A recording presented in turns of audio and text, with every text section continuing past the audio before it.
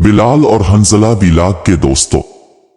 एक मर्तबा मंडी बहावलदीन में दो मियाँ बीवी रहते थे। सिद्क व मोहब्बत और दोस्ती के रिश्तों में जुड़े हुए, मगर तबीयतों के लिहाज से एक दूसरे से कतई मुख्तलिफ।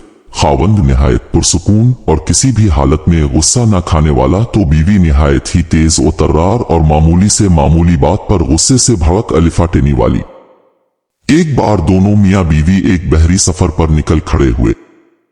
जहाज कई दिन तक तो समंदर में पुरसुकून तरीके से चलता रहा, मगर एक दिन इसे तूफानों ने आ घेरा। हवाएं मुखालिफ हो गईं और मौजों के तिलातिम ने सब कुछ अलिफाल पलट कर रख दिया। तूफान से समुद्री पानी जहाज के अंदर तक भर गया। जहाज पर मौजूद मुसाफिरों के चेहरों पर तो परेशानी थी ही, जहाज का नाखुदा कप्तान भी अपनी परेशानी न चाय पा सका। उसने मुसाफिरों से साफ साफ कह दिया कि मौजूदा हालात में तो अल्लाह की तरफ से कोई मौजिजा ही जहाज को इस तूफान से बचा सकता है। कप्तान के इस बयान से मुसाफिरों के निलोहे में बचने की रहती सहती अलिफांद भी दम तोड़ गईं। मौत को करीब पाकर मुसाफिरों ने खौफ से चीखना और चिल्लाना शुरू कर दिया।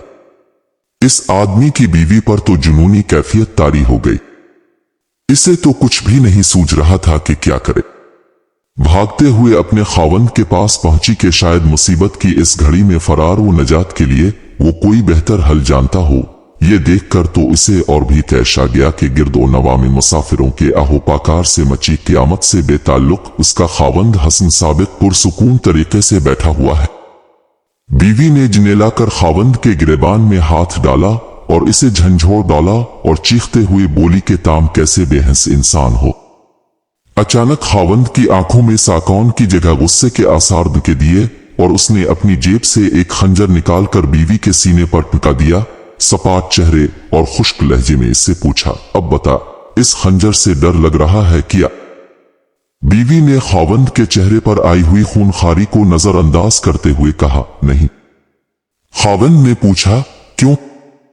बीवी ने जवाब दिया, क्योंकि यह खंजर ऐसे हाथों में है जो इससे प्यार करता है और इसे इन हाथों पर मुकम्मल भरोसा भी है। खावंद ने मास्कराते हुए कहा, बिल्कुल इसी तरह ही तो मेरी मिसाल है।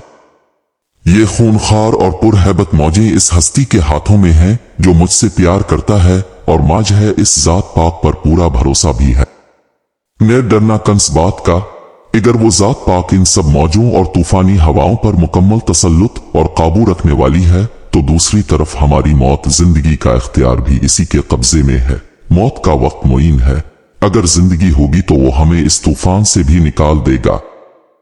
अगर अब भी जिंदगी की मौजों से लड़ते लड़ते थक गए हैं और हालात आंधियों की मानिंद तुम्हें मुखालिफ समतों में धकेल देते हैं, तो मत डरी कि अल्लाह साब आना व तालब से प्यार करता है। वही तो है जिसे हर तूफान और हर आंधी पर मुकम्मल कादरत है।